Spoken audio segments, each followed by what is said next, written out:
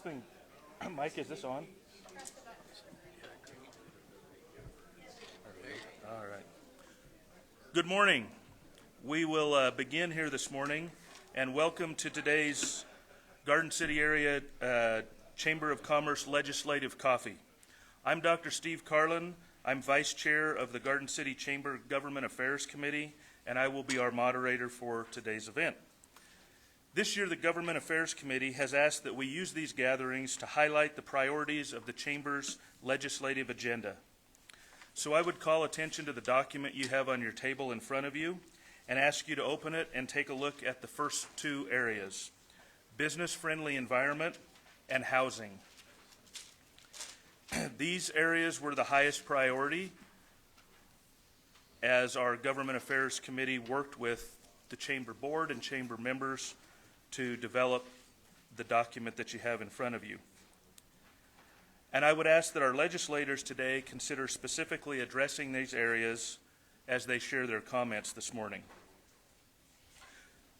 The format for these meetings is generally that each legislator will have an opportunity to give some comments and an update from what's going on from their perspective in Topeka, and then an opportunity to do questions and answers with the remaining time from the people who are in attendance today. I would ask when we get to that question and answer time that you share your full name, that you please be asking a question, and that you be respectful in how you address our legislators. We appreciate their time and commitment to be here at these with us. At this point, I would like to thank the sponsors who have helped make today's event possible: St. Catherine's Hospital, Compass Behavioral Health, Garden City Community College, the Finney County Farm Bureau Association, and Fry Eye Associates. Let's have a round of applause for them.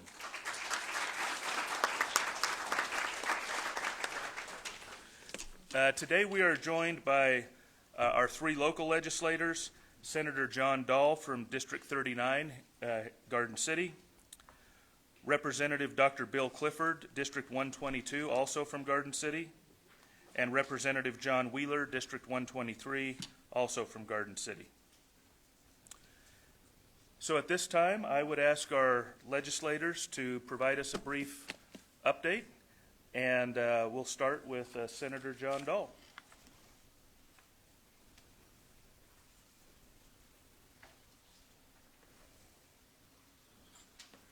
Thanks, Steve. Thank you, Chamber, for hosting this. What a great turnout. You know, there's a lot of things going on in Topeka. This has been COVID being over and such. First, before we really get started, I want to give kudos to a big shout out to Representative Wheeler. They were voting on a constitutional amendment. Seems like more and more we want to become a parliamentary type of government instead of co-equal branches, separation of powers and such. And John was one of three Republicans to vote against it, which I think it's unconstitutional, if nothing else. So, John, we appreciate that. Boyd Orr and Dave Baker were the other two. One of the committees I have is Commerce, and in Commerce we passed what was called APEX bill, which is a huge economic development bill. To be quite honest with you, I was a little hesitant about it. It provides millions and millions of dollars for 4,000 jobs or more that pay $50,000 or more. More than likely, this is going to go to eastern Kansas. There's $50,000 in Johnson County is below median wage. There's hundreds of thousands of dollars that's given for training. It seems like we gave quite a lot for this company. What I understand, we don't know what the company is. That's how it works.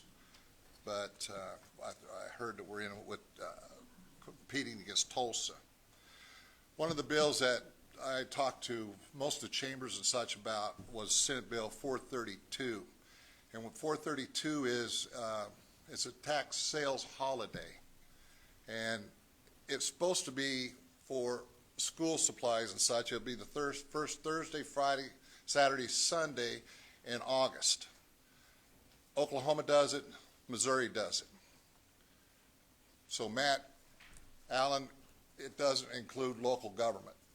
I just wanted to make sure you know that. So, okay, it's a 6.5, but we wanted to be better than all the rest of them.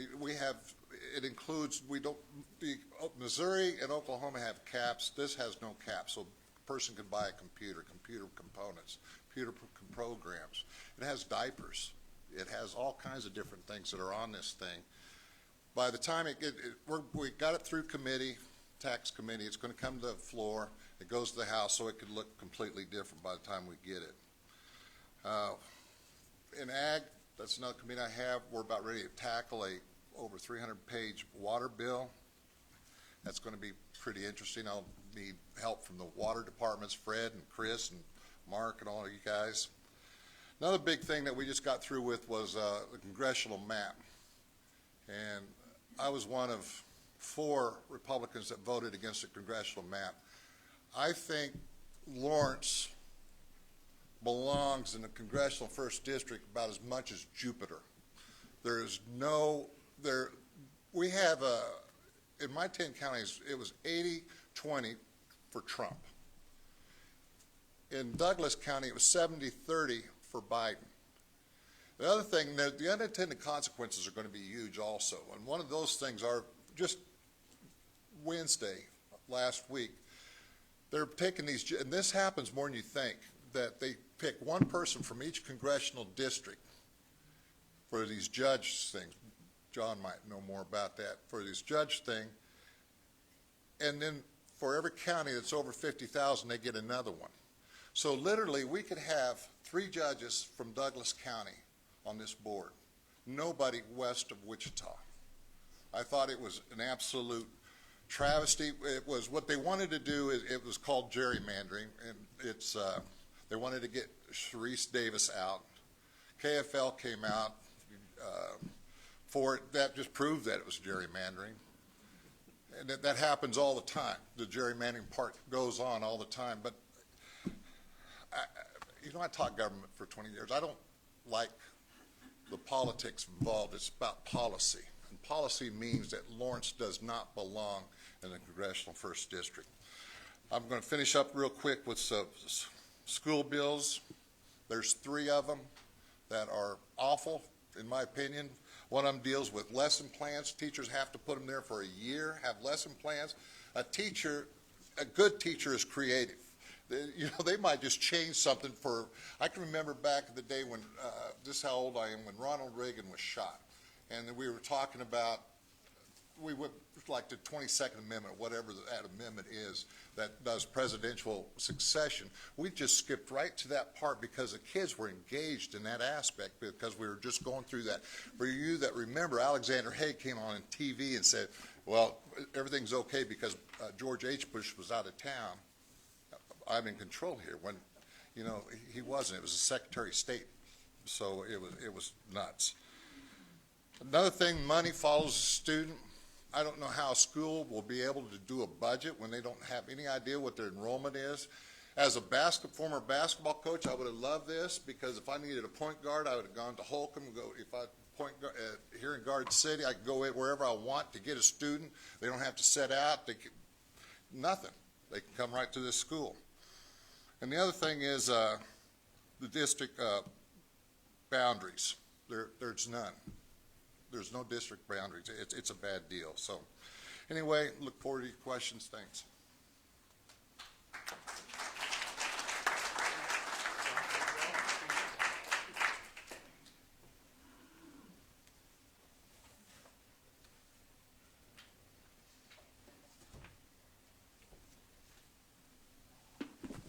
Good morning.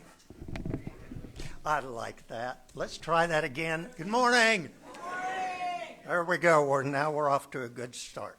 Speaking of getting off to a good start, my good start in this year's legislature began on the January 10th, which was a Monday, and on January 14th, I was diagnosed with COVID, tested positive. First week, got it out of the way, by golly. And We had 4 days off, so I only had to take 1 day out of the house to quarantine and back at it again. It's always great to go behind Senator Dahl because he covers everything that I want to say. But let's talk about congressional redistricting. Lawrence in the 1st District. Sister, you shake your head? No. I do too, but I voted for it. And here's the reason why. The Republican map was worse than the Democrat. The Democrat map was worse than the Republican. It just carved out every county south of Wichita from the Colorado line to Missouri and made them all in the 1st District, including that which already exists. It was ridiculous. It was equally as gerrymandered. So the writing is on the wall. We've got a lot of issues that we have to deal with in the legislature, and we're going to sit around and fight about maps. Let's get it out of the way. There's already a lawsuit filed. It will go to the courts, and it will be resolved by the courts, as it was 10 years ago, resolved quite well, unless people in the 1st District didn't want Manhattan.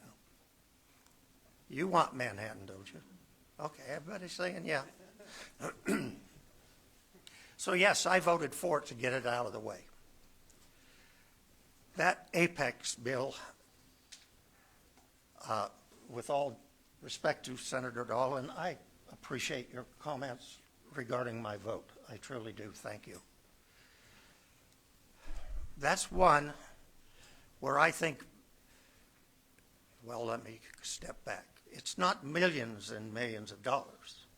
It's billions and billions of dollars that the state is putting on the line for a company that we don't know, in a location that we don't know, and yet we have people that sign confidentiality agreements that they cannot say what it is if they know, and it might well be what we usually see in circumstances like that, a pig in a poke. Do you vote for it or not? And most people that I talk to had their fingers on their buttons, not knowing until the final call. Has everybody recorded your vote that you had to make a decision? I made a decision to vote yes.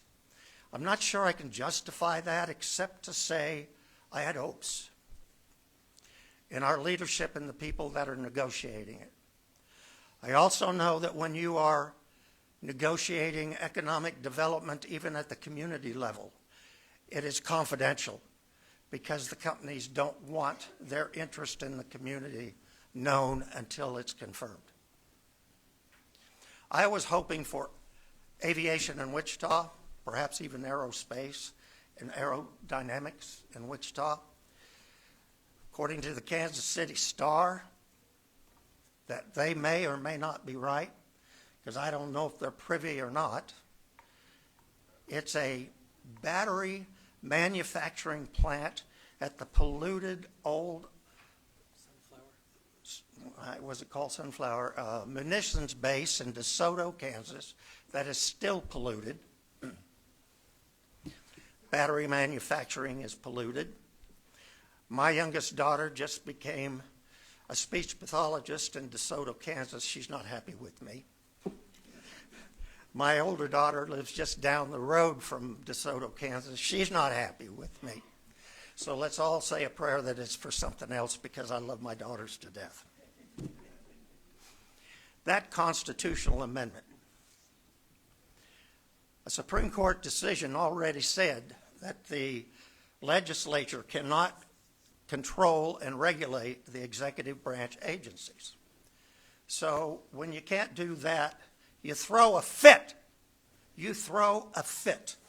And you say, we're going to pass a constitutional amendment to make me happy that I can tell every agency how they're supposed to run and not how they're supposed to run. No. I have a lawyer background. That is a violation of the separation of powers. And if you don't believe in that doctrine, then we just as well throw out the Kansas Constitution and the U.S. Amending the Constitution is a very serious issue. And it may well be good for the Republican legislature with a Democrat governor. But when there's a Republican governor and the legislature disagrees, it may not be so happy. What you ask for, you're going to get. So, I was one of 3 votes that voted no on that constitutional amendment. Twice. And I can assure you that the pressure from leadership down is incredible. Now, the speaker didn't call me. He knows better. I got a call from my good friend, Derek Schmidt, Attorney General of the state of Kansas. John, well, I sure want you to change your vote on that. And then he kind of laughed, but he said, I know you well enough, you're not going to. And I didn't. And I believe it's right, and it's the right thing to do. Now, let's talk about schools. Briefly. Maybe not. A lot of those things that are happening aren't happening in my committees.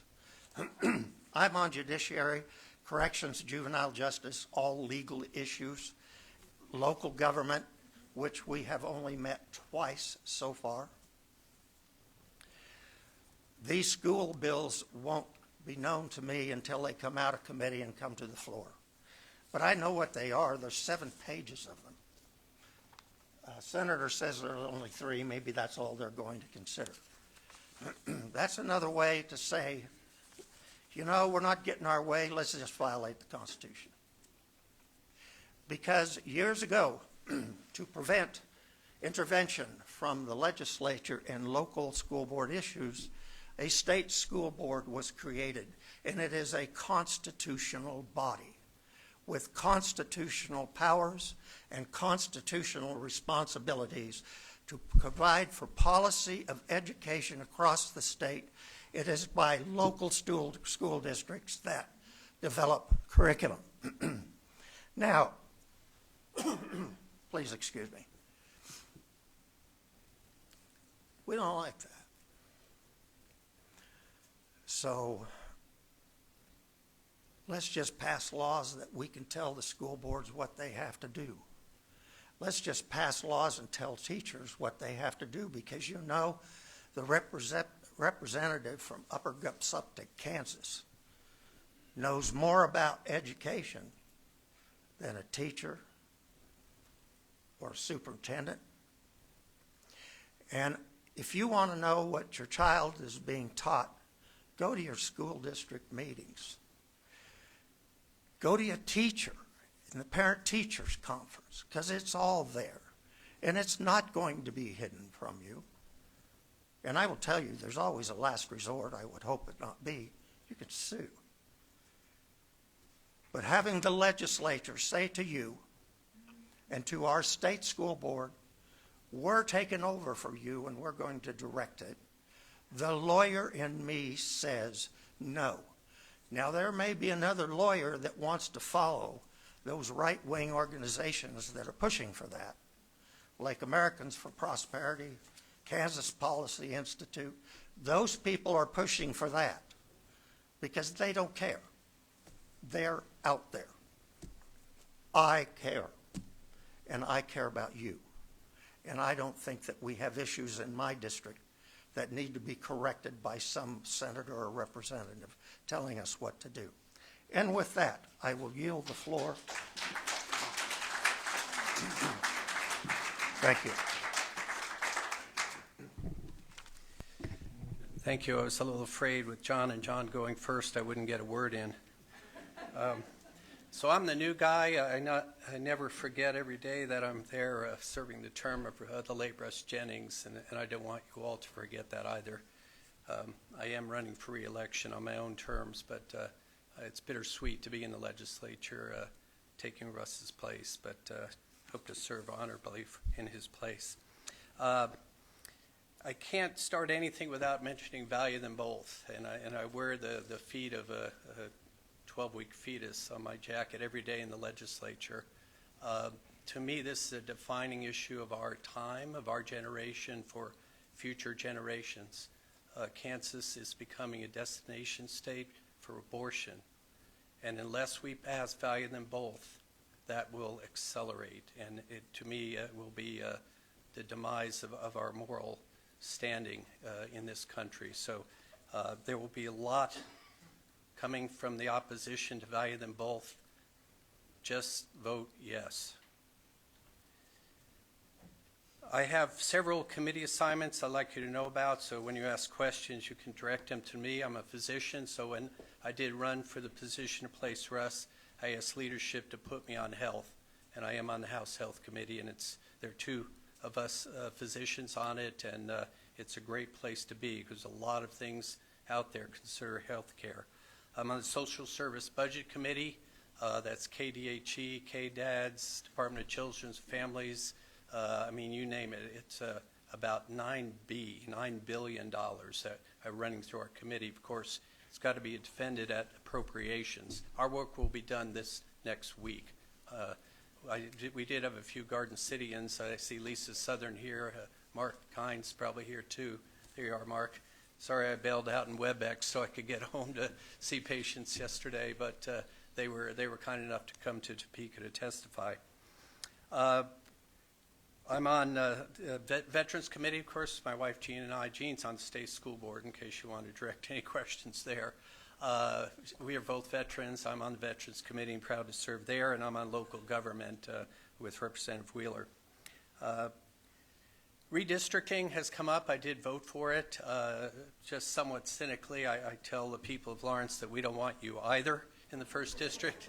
But given the mail I get, literally half of it's from Douglas County in the city of Lawrence. So I do welcome the Lawrence crowd and KU grads to our county or our district if it happens. But that brings up something else. If you want to contact me, please put where you're from. I will write back if you're from my district. If you're from Douglas County, trash. It's an interesting session also because we have a budget surplus. $3 billion with a B is unprecedented in the time of everyone living, even the bureaucracy that's there all the time. It's a staggering sum. I do want you to expect us to put money in the rainy day fund. Kansas has this rainy day fund. It doesn't have any money in it. We will put money in it. We'll shore up the CAPERS underfunding. Hopefully we'll get it above about 80%, and that'll be a welcome advance for our state employees who work so hard. So expect to see that. And then we'll do some tax relief. As many of you know, I'm 7 years as a county commissioner, 12 years here serving GCC as a trustee, GCCC. 18 years ago, the state literally stole our demand transfer payments. There are technical terms like local ad valorem tax relief and other names, but for 18 years, the state has retained statutory monies that should have come to local entities to allow us to give property tax relief. So we're asking for the demand transfers to come back or some form of tax relief, property tax relief. I know the Senate put up a bill to lower the state-wide mill levy, the 20 mills for education.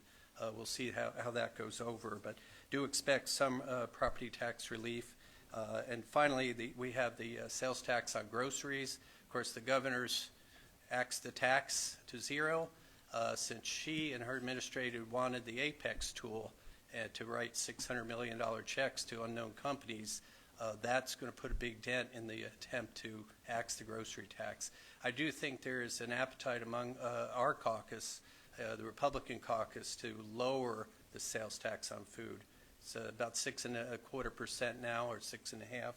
I would like to see us get to 3%. We'll see. We don't want to jeopardize the local entities. So if the language eliminates sales tax on groceries, it will force the hand of local entities. And I see Matt Allen squirming back there. Garden City is highly dependent on that sales tax. We can't force the hand of local entities. My experience, of course, I'm the new guy. I started the day of the special session. Gene was there. I did my swearing in, and then we gavelled in for 14 hours of special session right before Thanksgiving. So this really has just been my first month in the legislature. It's very collegial, surprisingly so. As you know, I ran for Congress. I know a lot about D.C. It is anything but collegial. I'm very glad to be down in Topeka, like I like to say, because we get along with folks across the aisle. We get along with folks who vote differently from us, even within our own party. We're there to do the people's work. We're not there to hate people or destroy reputations. So I found that very satisfying. My information for contacting me is public, so please do reach out. I'm excited to get to the question and answer, so I'll yield my time to the moderator, and let's get on with the meeting. Thank you.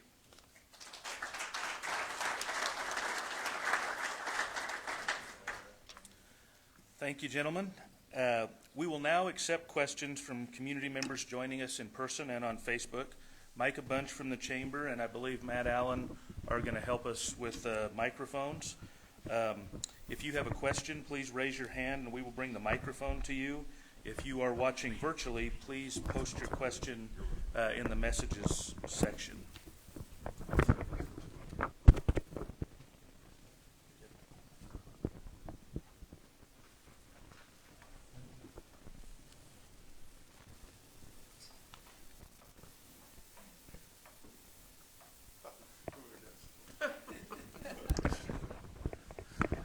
Todd Dauber, Garden City. My question to any of you gentlemen would be, is there any maybe explanation as to why the change from a deficit that the state of Kansas had to a $3 billion surplus? I mean, with COVID and everything like that, I would have thought the deficit would have gotten worse, but I know nothing.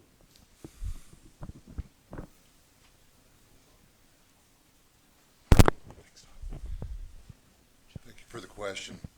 Good question. I always hated when people say that's a good question, because if you're the next guy to ask a question and they don't say that, you think, man, my question was bad. But it's kind of a Trojan horse, that $3 billion. A lot of that is federal stimulus money that we're going to be paying down the road. And it's, I think we need to be very careful with it. It's a lot of it's spark money. It's, you know,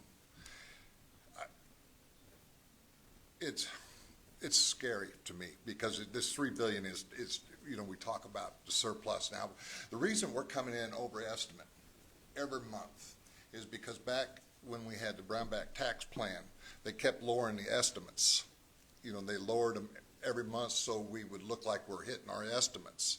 Well, they kept the estimates down there, so it would be interesting to see how much money we actually have if we had the estimates prior to 2012. So I see it as a Trojan horse. Yeah, I agree, but John, we're awash in federal money, and if you have asked, our regular order of budget committee appropriations negotiation with the Senate is ongoing, and we're trying to resist porking up those asks, although even Net of Social Services, we're probably going to have a $100 million extra ask, or at the state level they call it enhancements. It's an interesting euphemism, but it's increases in the budget. But that federal money has lots of designations. I would encourage folks to go through the SPARK system. There are 4 areas of funding from the SPARK committee. I don't think any of us are involved with SPARK, but that's they are really going to designate a lot of this money. I think Kansas kept working through the pandemic. You know, I still call people in D.C. and they're in their living room answering my phone call, whether they're FAA or Department of Ag.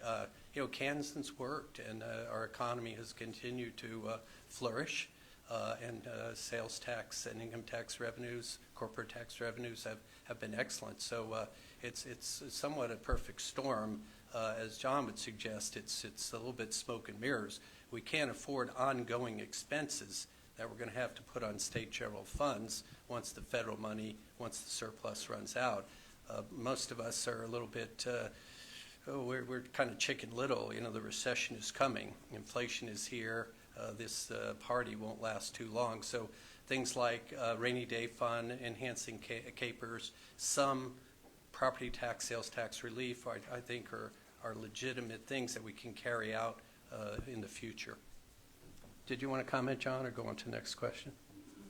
Let's go to the next question. Next question.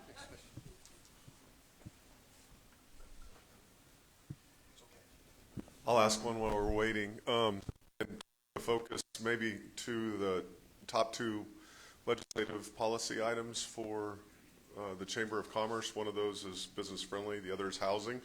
I had the opportunity to sit in on a House committee meeting that both of our representatives sit on, House Local Government. And there was an interest on the part of a group, largely Johnson County, a single residential place that had a problem with a community improvement district, and we're seeking a pretty significant notice requirement, but then also really kind of adding in testimony that they'd like to see a tool like that go away. The particular tool that they were talking about we haven't used in Garden City or Finney County, but it's a close cousin to several that we have used. Can you all speak maybe a little bit more specifically to that issue? This is probably for Representative Wheeler and Representative Clifford, and the likelihood of a housing tool being taken away from cities and counties at a time when we need every tool we can get.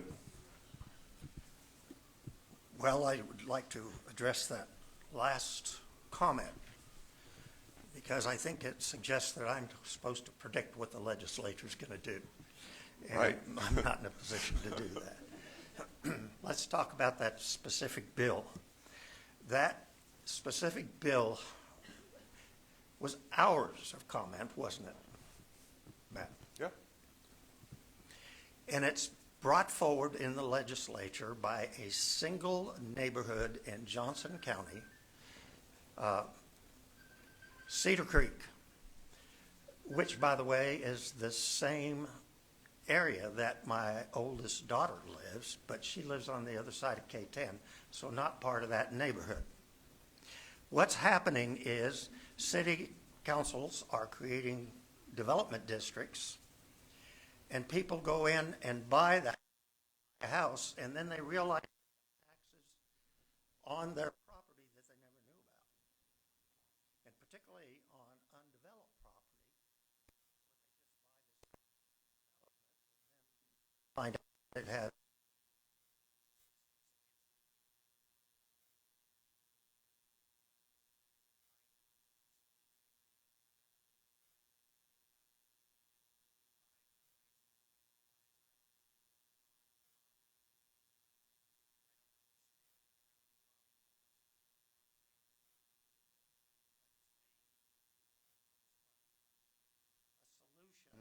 looking for a problem.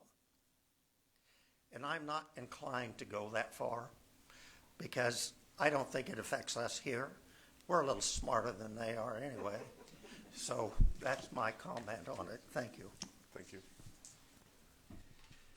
It's part of the process that citizens are allowed to bring grievances to their government.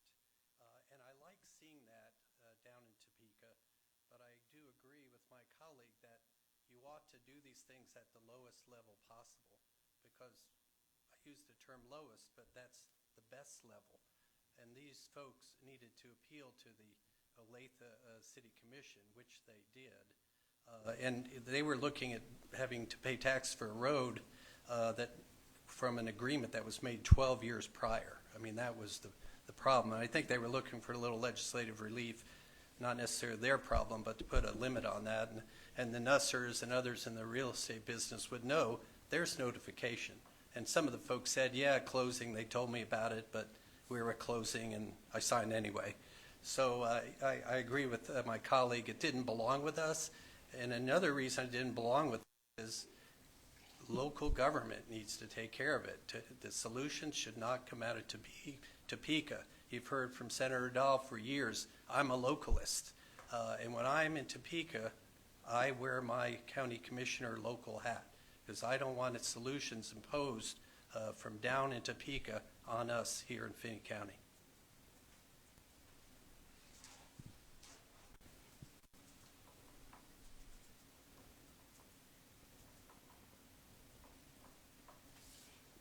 Can I address something, Steve?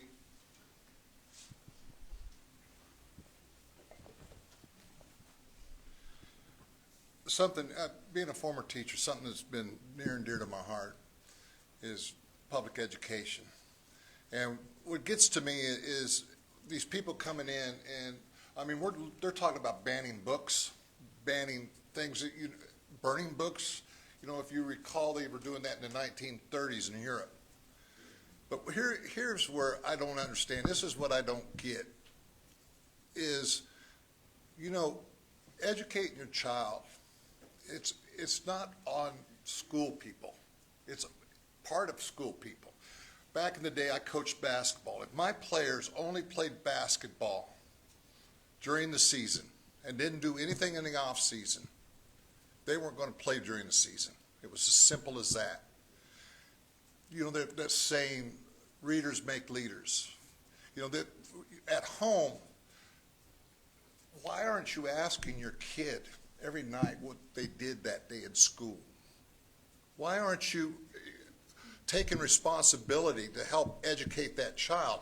If that teacher is saying something controversial, that gives a big opening for you to discuss that with your kid. And hopefully you have more influence with that kid. And so now the kid sees two views of it. I can remember back when we were putting Common Core math and stuff in, and people were going absolutely nuts. And I had a legislator come up to me and say, you know what, kid brought my homework home. I couldn't even help my kid with homework. What I told that legislator is, man, that kid's learning something you don't know. How cool is that? So you got to look at the positive aspect of it. So parents need to step up, the ones that are critical. And you know, I'm not trying to stereotype and everything, but the ones that come to the education committee are all, seem like they're Johnson County white affluent people. Those are the ones raising Cain. It's not your single parent families, you know, they're just trying to make it. So it takes a whole village to raise a kid. Well, it's the same thing with education. I just had to get that out of my system. Mission accomplished. Mark? In Garden City, as Dr. Clifford referred to earlier, I was up there in Topeka Thursday at a couple different committees, the social service, down in Topeka, I'm sorry. Social Service Budget Committee and then Ways and Means Subcommittee on Health and Human Services on the Senate side. There are a lot of asks, requests for funding the IDD system, intellectual developmental disabilities, mental health. Is there going to be a stomach? And requests that were made are things that it's not a one-time thing. It's an ongoing request that's going to take dollars. Is there a stomach in Topeka at the legislature to do any of these requests as far as the ones that were made? So we'd like to save the taxpayers' money. However, given the surplus, I think there's a certain appetite for some of those enhancements. I operated yesterday on a woman intellectually disabled from Colby. Her personal care assistant came with her, making $11 an hour. Entire day, travel here, taking care of someone who was challenging. That woman deserves better.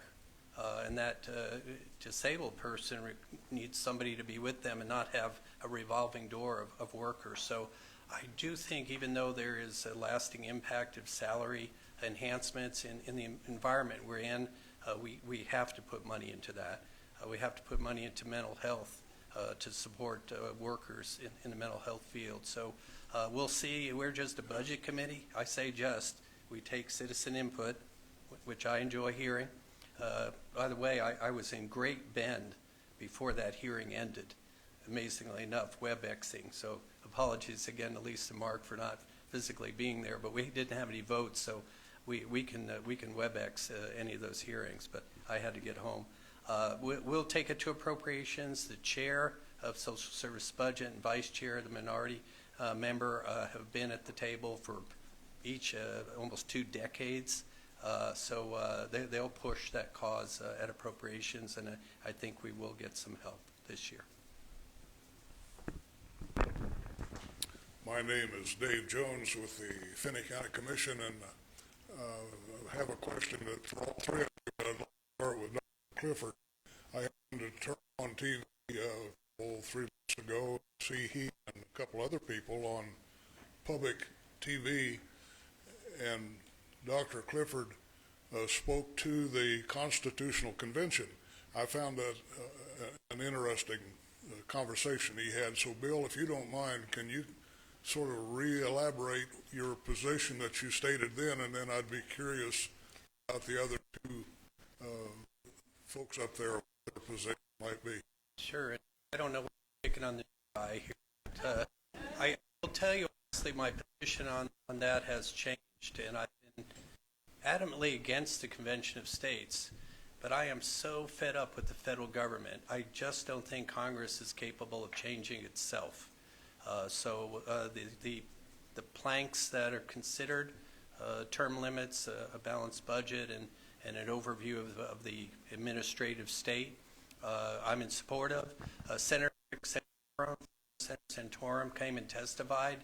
There was a very lively debate up in the old Supreme Court chambers, a huge audience, and Senator Santorum is a convert to Convention of States, spoke very eloquently about why we need it.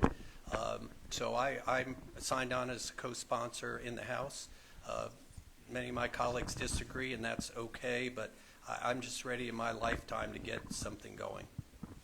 Bill, can you state the numbers of states and whatnot? 17 have done resolutions so far, need 34 to get it to Congress, and once things come out of that Convention of States, which maybe some other things we don't like can come out, 39 states would have to approve it before it amend our Constitution.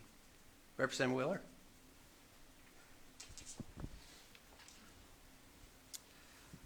Thank you, Representative Clifford. In the recognition of collegiality, I disagree.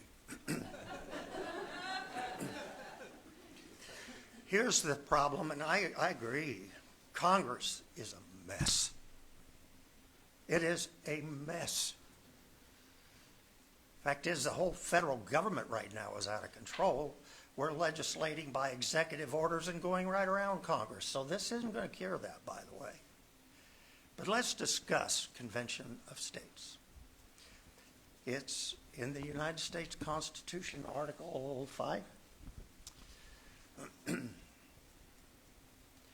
When the states ratify the assembling of a Convention of States, and they convene in some city, whether it be Washington, D.C. or Garden City, Kansas, they're going to convene, and then they will, once everybody is sworn in and they convene, the first thing that goes out the window and is totally forgotten is the United States Constitution, the governing article of our entire governance is gone. Due process, gone. Majority vote, gone. That's what Convention of States says, and they say, oh, but we're only going to consider 4 articles. No, that's not true. That is absolutely false.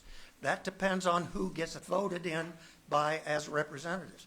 How many representatives do you think California is going to have? That very conservative state. It could be taken over by Democrats that are on the arch left wing very easily. There's no predictability of it. It is an extreme example of governance. I'm opposed to it. I want to protect our system of government. If we want to clean up Washington, D.C., what an odd thing to do is to vote out those people who are a mess. And we don't seem willing to do that because they've been there for a long time. And they may be a Senator Santorum, who I like, but he's wrong on this issue. Throw him out and start over, but not by convention of states.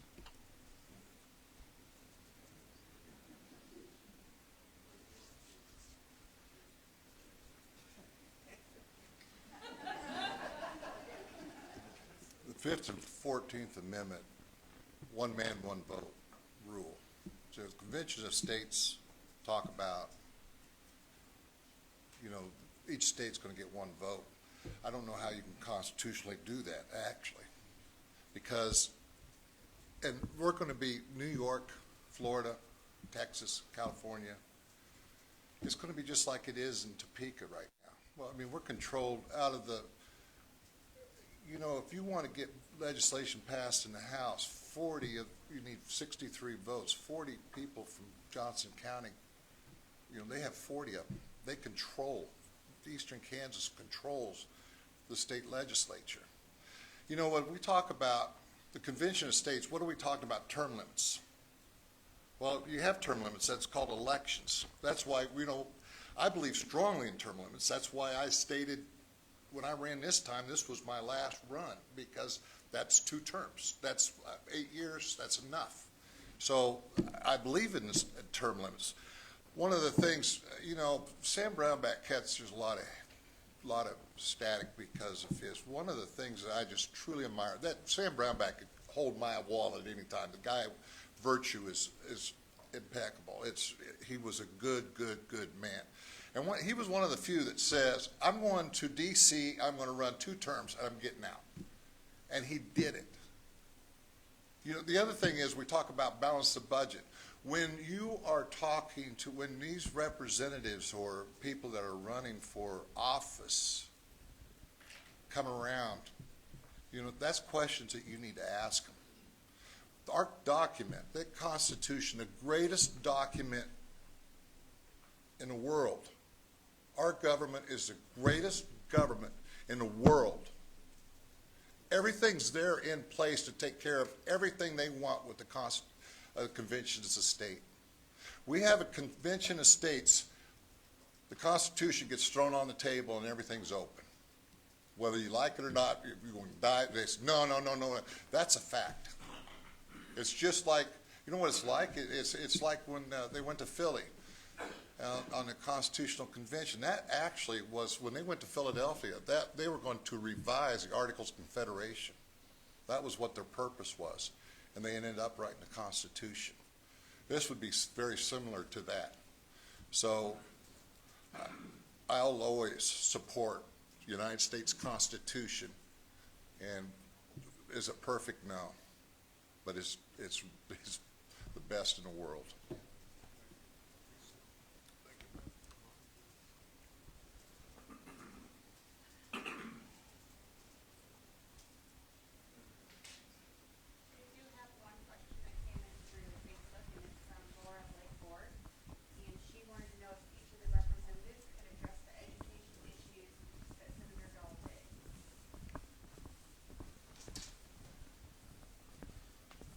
It's Dr. Clifford, Laura.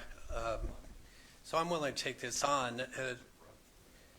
Again, it goes back to local control.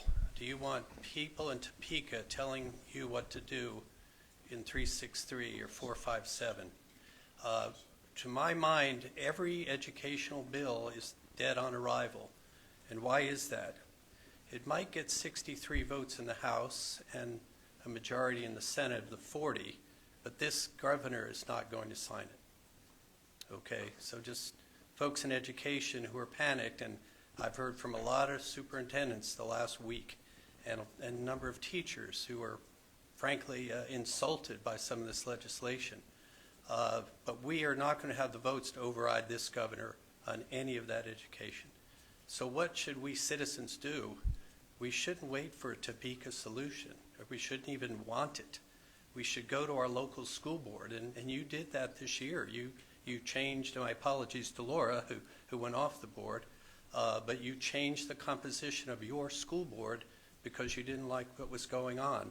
But go to the meetings and find out what they're doing. We don't need to burden our teachers with having to put curriculum up for the year and then put them in jeopardy. If Johnny goes home and says, well, we talked about this, and it wasn't on that day's curriculum, now there's a cause of action to sue over that. We don't want that imposed on us from Topeka. We want to be in charge of our education and our children's well-being. So my personal feeling is, despite the dust-up, and there are powerful people chairing both education committees in the South, outside and in the Senate side, pushing this. It will come to the floor. I don't think it'll go anywhere from there. My colleagues care to comment?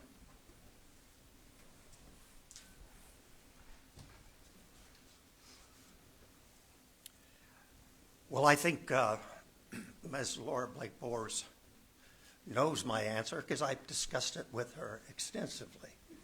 I'm not going to spend a whole lot of time. I agree with Dr. Clifford, Representative Clifford. I just received a lot of phone calls from teachers on this, and not just from Garden City, from all over the state. And I would just like to take some time to explain the responsibility that a teacher has with our children, particularly our young children. And they are asking that you post your curriculum for an entire year so that parents can watch it and see that it is followed. Now, little Johnny is in the 6th grade. And the school principal and a police officer come to the door of the classroom, and they pull little Johnny out. And little Johnny's 6-year-old sister and his mother were just killed in a car wreck. Here's the teacher in that class with little Johnny that they will likely remove from the classroom. But there are all of these other children in shock. Teacher looks at her lesson plan. Oh, today I'm supposed to discuss something. But I think I'd better talk to my class about death and tragedy and impact on families and spend my hour and a half with my kids. And she just violated the law. We need not be foolish to seek these ridiculous solutions to a local issue that can be addressed right here. And that's my position. I want to comment on that. I want to commend teachers, administrators, and all them. I mean, you just went through COVID. We did a whole different set, something that no one's ever done before because we couldn't, and then we didn't have broadband that was good for them. And you had the responsibility to teach these kids.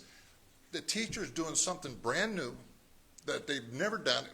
If the teachers were my age, you know, computers are dangerous to me.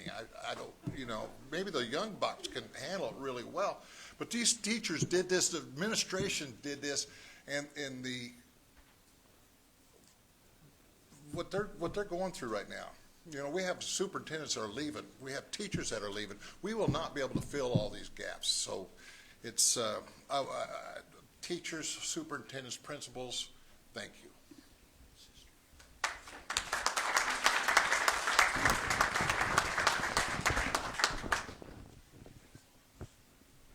I'm Sister Janice here from Garden City, and I hesitated, but nobody else is asking something, so I'd like to just put this out there. Some years ago, the effort here was to try to get Kansas to do a state ID for people that have no IDs, so that there would be some way for the person that gets stopped on the road, the police could know who this is and not have something fake. And it never went anywhere. Wyandotte County just got through getting a county ID set up. And so I'm wondering if there's still the will around here to have that. Maybe Finney County could do the same thing, and you could use it at the state level to try to get the state to do it.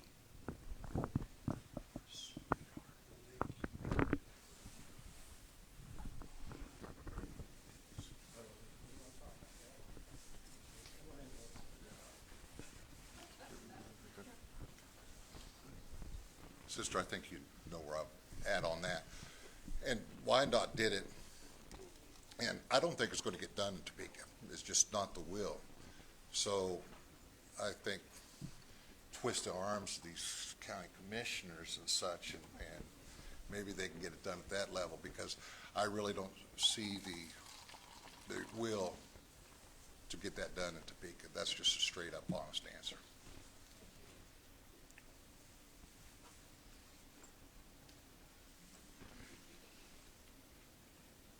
I like the idea of an ID. I think there are a lot of people who are here that have been crossing our border over the last 2 years that aren't going to get an ID. They don't want an ID.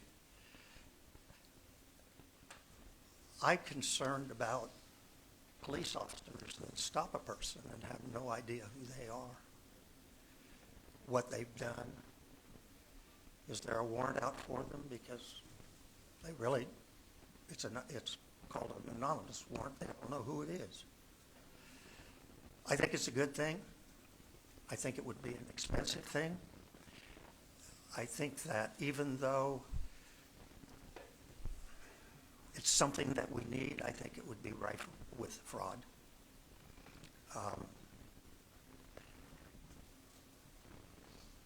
I remember when those people who were not naturalized citizens or here lawfully could get a driver's license, could not get a driver's license, I should say. And yet, for $500 down in the parking lot, the husband of a person working there would issue a commercial license, rife with fraud. So I'm not sure I even know the answer. What I do know is this: we never know what we're going to get unless we try. So if it's going to be state, county, local, I don't know, but I think it would be a good idea. Do we have time for one? We're getting close to the end of our hour. I want to take a little point of privilege here as the moderator, and first thank our representatives. A number of conversations around education, which obviously I have a keen interest in, and thank you for your support of teachers and the amazing work that they have been doing. I think there's a pretty universal agreement across my colleagues throughout the state that the shortage of teachers is not a Garden City issue or even a Kansas issue. And it's not a small problem. It's at the crisis level. Universities aren't graduating the number of candidates that they have in the past. There are people retiring and leaving the profession, exiting the profession for other options. So I think it's been clear in the meeting this morning that our representatives all understand that and are supportive of our system. But it's interesting to me that in our legislature this year, there has not been, to my knowledge, a single bill designed to address the crisis of the shortage of qualified teachers in Kansas. There's some that may touch on it a little bit, but none that have specifically addressed that.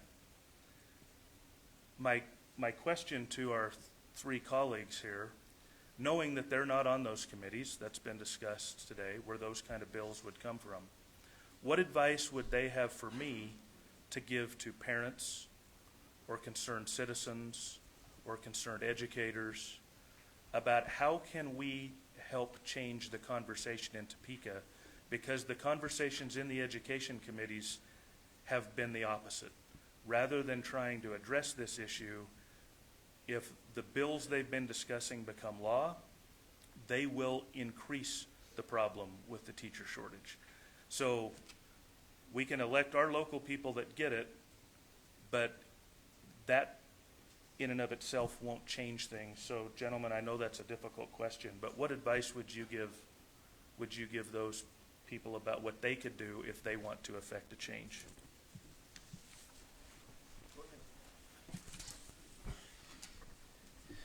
Well, I mean, push back.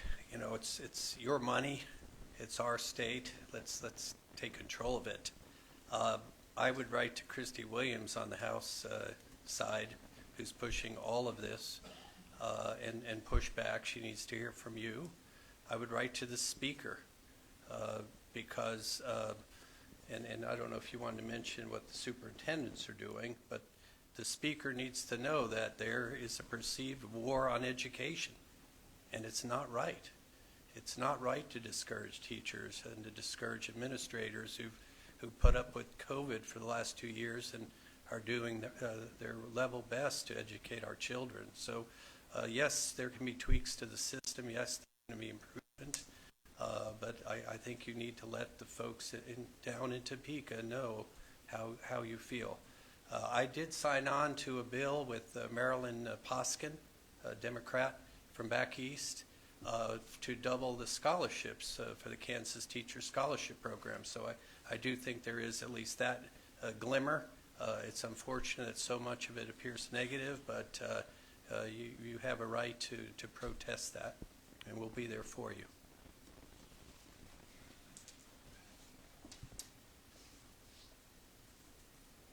I agree. You have to push back, and you have to be loud, because the people against whom you are pushing back aren't going to listen. There is, in my opinion, a motivation behind all of this to eliminate public schools in the state of Kansas. All of your money can go to a private school. Now, the issue in Garden City, think about it. What do we have here? 2, 3 private schools? What'd you point? 3. We can't accommodate that. They don't care. They're from back east. They have those charter schools and all of those other things. Now, I'm going to throw Speaker, Majority Leader, Representative Christy Williams, who has avowedly stated that she hates public education. Push back. You know those trucks on the Canadian border? Well, I guess they're in Ottawa now. I'm not suggesting that you take semis. Although it sounds like fun, doesn't it? But, right, get groups together and get cameras and microphones and make your voices heard. What is going on in Topeka is completely contrary to what we know must be done. Steve, how many years has USD 457 had to go to places like Michigan and up in the North Central to hire teachers because we can't find them locally? More than 25 years we've been searching out of Kansas for teachers. Now that right there should tell you there's something wrong. How do you change it? Well, let's have a convention of states in Kansas, just for Kansas. Ridiculous. Make your voice heard. Right. And if you need addresses or phone numbers, call me, text me. Don't send me an email because I'll see it 3 weeks later. Or if you send me an email, send me a text that said you sent me an email. Because right now I looked, I have 1,300 in my inbox. So that's what I'm saying. Be noisy, be loud, be heard.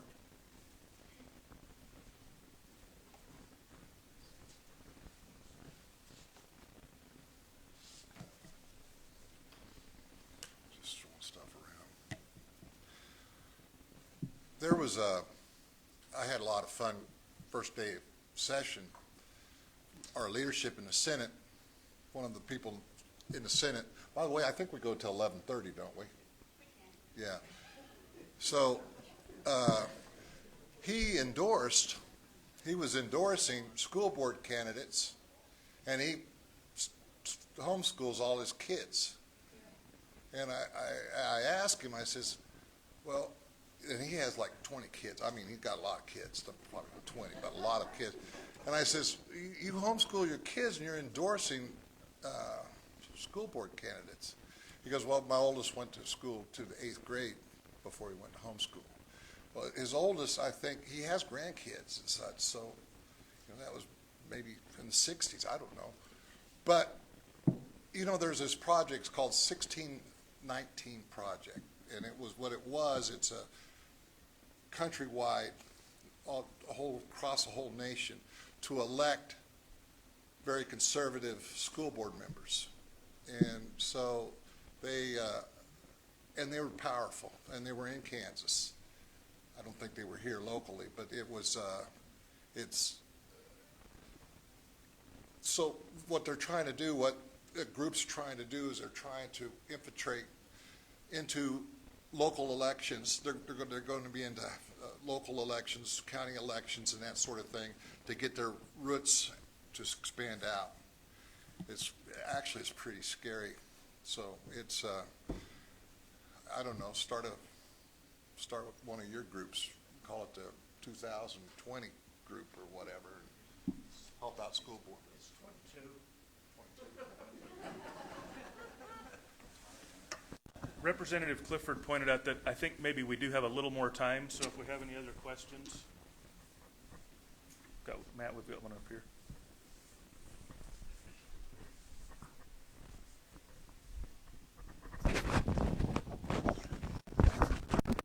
Thank you, guys. And Bill and John Dahl probably know what I'm going to ask, but I've been heavily involved in water for a number of years. I'm Greg Graff. I'm from up at Leota, but do a lot of stuff with you folks down here with water too. There's a big water bill going through. John alluded to it a little bit. Russ Jennings had a seat on that committee, and Bill is not formally on it, but he was requested. Chairman asked him to sit in, and he has been sitting in. So it's a major restructure of water at the state level. They're creating a new department. Very good conversation has come out of this, and how that shakes out will be good. There's been two major issues over the years, is how do we structure and then also funding. They've done a good job of addressing the restructure part. The funding part, they're just coming in and using some of the same fees, increasing them, actually putting a water right fee on irrigators on top of that. A number of years ago, there was a group, a Blue Ribbon Task Force, they called it, that got together, and all the big entities in Kansas ag groups had recommended a 1/10 of 1% sales tax would have adequately funded water. They haven't put that in this, but I'd just like for the guys, especially Bill and John maybe, and all three of you will speak on that a little bit. It's a major thing, and everybody ought to be watching this right now, so. Thanks for the question, Greg. So a 283-page bill dropped last Thursday, and it's really caused a dust-up in the agriculture. I was there at the hearing, and every ag group, Kansas Corn, Farm Bureau, everyone lined up against it. It, in my mind, emasculates the GMDs. I don't know, I didn't see Mark Rude this morning, but Mark was there to testify. Here he is. And the fee, you mentioned that, but I mean, it's a 67% increase on water rights holders, and then it opens up the GMDs to anybody to be on that board, whether you have a water right or not. So again, to me, it's a Topeka imposed solution. I think the chairman, the chairman, Ron Highland from Wamego, is very well intentioned, and I think there is some structure created which I like. But I think they're trying to take the locals out of it, and I absolutely disagree with that.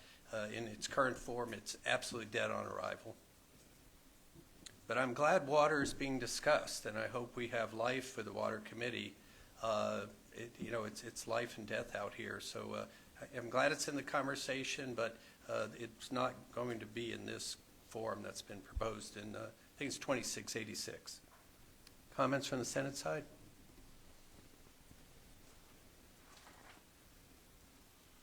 That bill will come to our committee. I'm on ag. We're fortunate out here. We have unbelievable people in water. Fred Jones, Mark Rude, Chris Law, all of the guys. And so what I do, this is fact. I call Fred or I call Chris or Mark and say, tell me about this bill. Where are we at? What's best for my district? And so You know, the 380-page bill, when we're going through turnaround or whatever like this and dealing with all kinds of bills, I hope we don't have a quiz on that.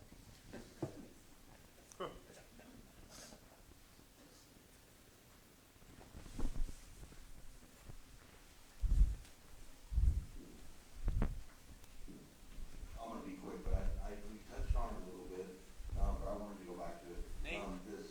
Oh, sorry, Scott Kudrowski, Russell John Development Center.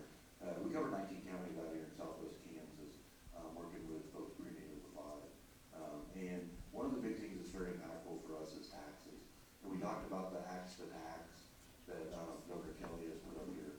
And I just wondered what your other two thoughts on it, John, thought about the food tax that we have. There's only 7 states in the United States that still have food taxes, and of those, Kansas ranks the second highest at 6.5%. And I just wondered what you guys thought about the middle ground maybe in there, or where you guys were standing on reducing that for our folks.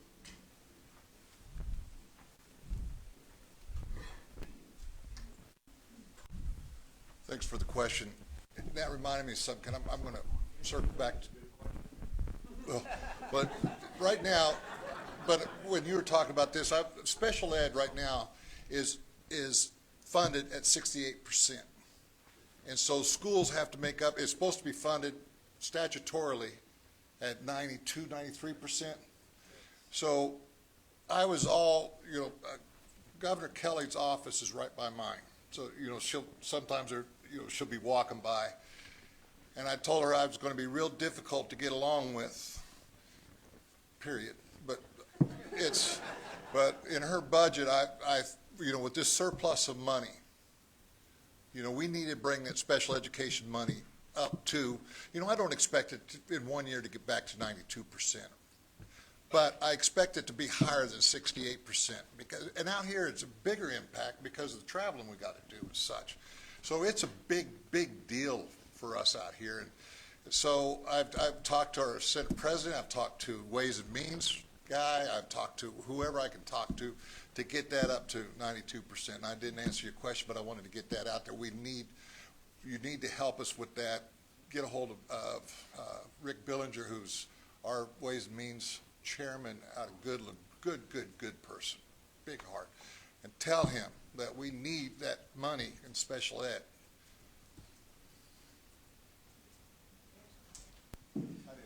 I'd just say, Scott, that, Tiny K has come into us at social service budget and others, limited resources, we have to make those decisions. We need your input, but the number on a zero tax on groceries is $500 million. There are only so many 500 millions we can deal out in this session or ever. So we do respect and need your input.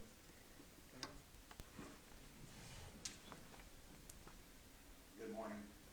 Fred Jones. I'm a member of GMB number 3, but I'm also a representative of the City of Garden City as the water resource manager. And so just want to, I guess, a question statement, just remind everyone that there are agricultural users of water. There are also human users of water, industrial users of water. And just want maybe a little more thought on how you think this bill addresses some of the chamber's platform here in terms of preserving the aquifer. I haven't seen the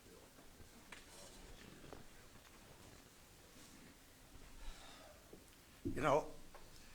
My committees deal with crime and murder and other issues, development of criminal programs and things like that, but I try to keep track of everything that's going on, but it's not possible. But I am familiar with the water bill anecdotally,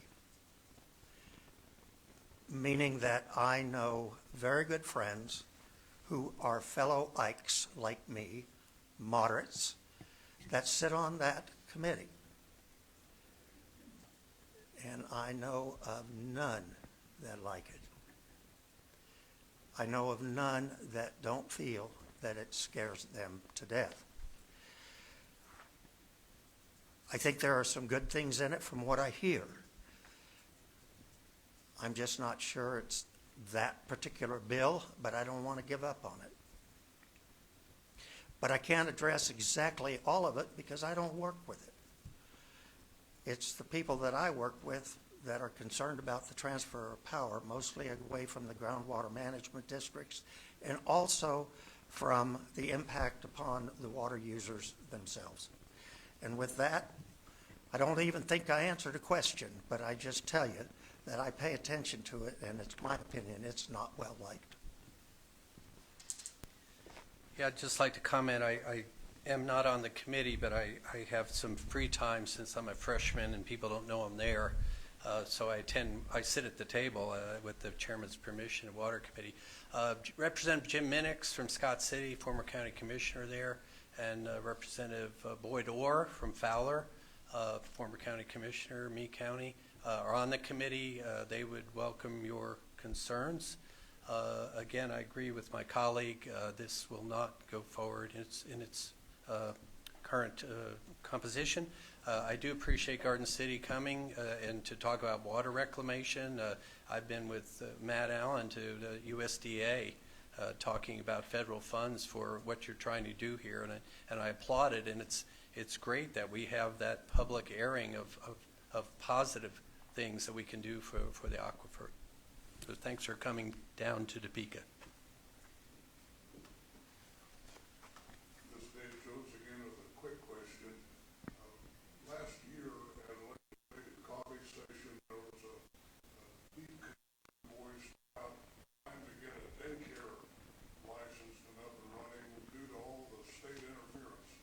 And I realize your committee assignments maybe don't put you directly in a position to make a difference, but how's it going to be possible to get change so that we can get daycare up and running? And how can we essentially license grandma to go back doing what grandmas have done for centuries before the state got involved? Dave, I mean, we had the woman who controls inspections at daycare come to social services budget. And I confronted her on that very issue. I said, you're putting grandma out of business by doing this.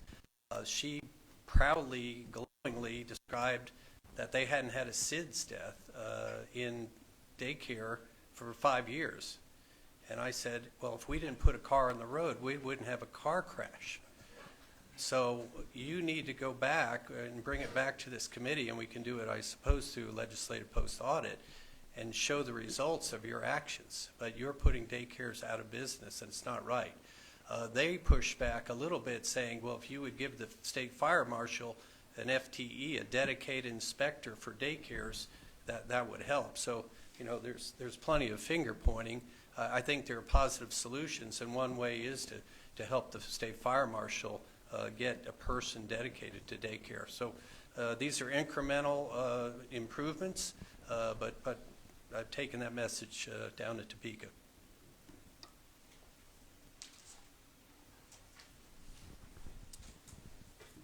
We had a proposed child care center here in Garden City up on North Fleming that wasn't able to open for years. And they redesigned the building. They put bathrooms and sinks into the bathroom in each classroom. And then the inspectors came through and said, no, you can't have the sinks in the bathroom. They have to be in the hallway. So they took all the sinks out of the bathroom and they put them in the hallway and called for another inspection from the social service agency. And finally, they got that approved. Now here comes the fire marshal. Fire marshal comes in and says, we have approved this building and its use for years, but now it's being used for a different purpose. Its structure is the same, but you have to have an architect do blueprints on this building and certify that it is structurally sound, which is thousands of dollars. This is bureaucracy in the making, and this is why there is that movement to say the legislature wants to tell the the fire marshal and everybody, this is what you're going to do, but they're not qualified for that. It finally got approved, I'm understanding. I'm understanding is open. Is that correct? Nazarene? This is on campus, neither one. It's on campus, yes, they're operating there. Not in campus, that's right. They're finally operating. It took years and years. I made phone calls to the social service agency and to the fire marshal and everything, and they said, we will get it taken care of. I think there probably was another issue with that, but I'm not going to mention that, and it's a personnel issue. But when you start getting agencies involved in this, it can become a boondoggle.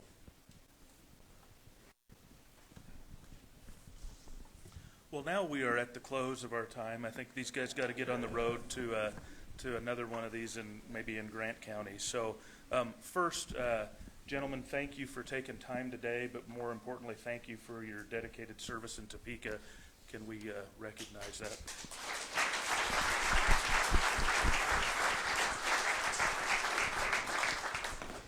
Also, again, our sponsors, St. Catherine Hospital, Compass Behavioral Health, Garden City Community College, Finney County Farm Bureau Association, and Fry Eye Associates. Let's give them a thank you as well.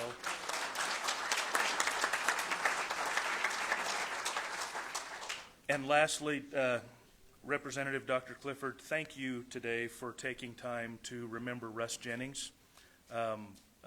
Russ is sorely missed in our community, not only as a respected legislator, but just all that Russ brought.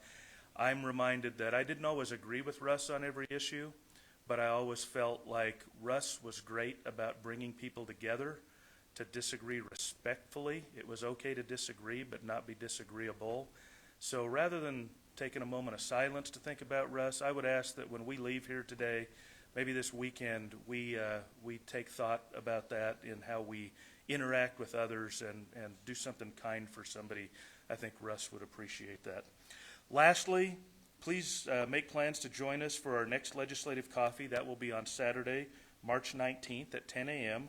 right here inside the endowment room at Garden City Community College. And I assume, Ryan, you'll cook again next month. So, all right. Well, thank you for doing that. And gentlemen, best of luck and safe travels. Thank you.